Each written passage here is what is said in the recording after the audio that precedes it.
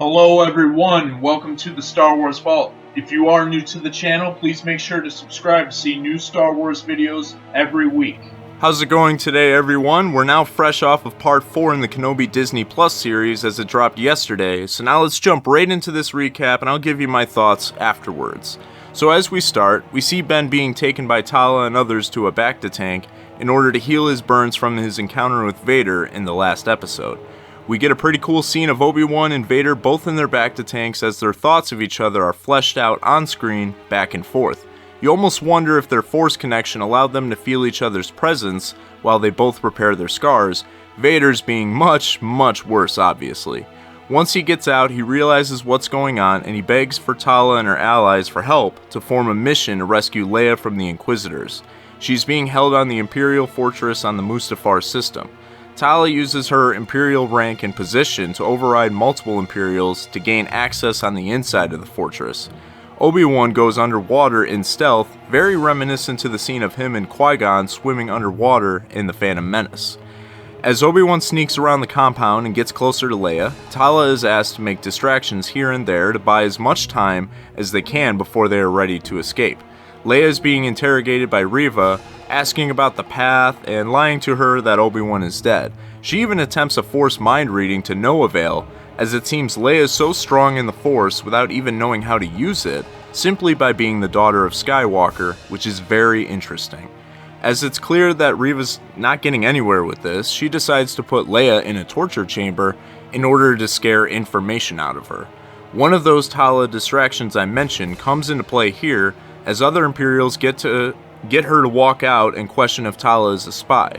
Meanwhile, we get a really cool callback for those of us who played the Force Unleashed video games, as Obi-Wan kills 2 stormtroopers with his lightsaber all in the dark as he rescues Leia.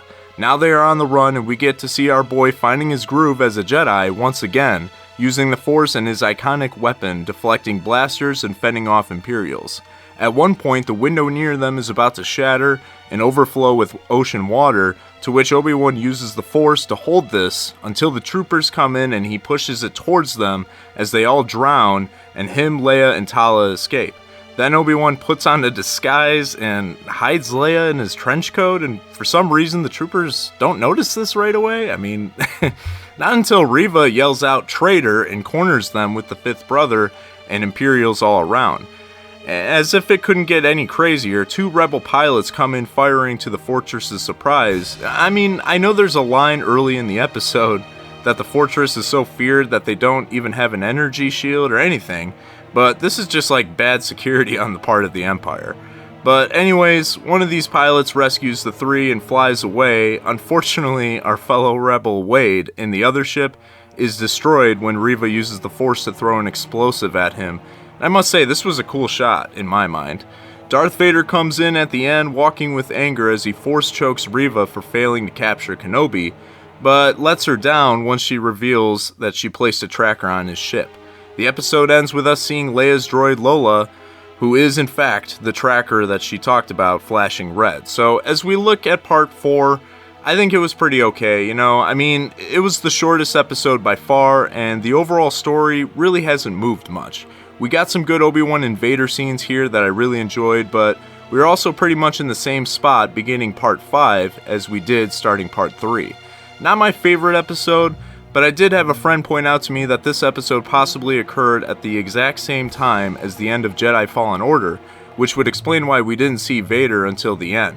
He also believes that we might get Cal Kestis in part 5 or 6, and I think that would be pretty damn cool. Also, the Jedi tomb scenes in the middle of the episode were also fascinating. I'm definitely curious to see how everyone feels about this episode. I know I've heard a lot of people saying this episode is filler, and I can't really argue on that. My only concern is why would we need filler episodes for a 6-part series? Not to mention a series for Obi-Wan Kenobi, a main event type character of Star Wars. The great news is we still have 2 episodes, and I'm really hoping we see some amazing things in the finale and that this show ends in a great way. The characters of Kenobi and Vader warrant top-level Star Wars, and the fans want something we will remember forever. So now I turn the stage to you guys. I want to know your thoughts on this episode. Did you enjoy it? Did you hate it? What would you have changed if you didn't like part 4? Please leave your thoughts in the comments below. Also, you can follow my Twitter and Instagram by simply clicking in the description. Don't forget to force choke the like button if you appreciate my content.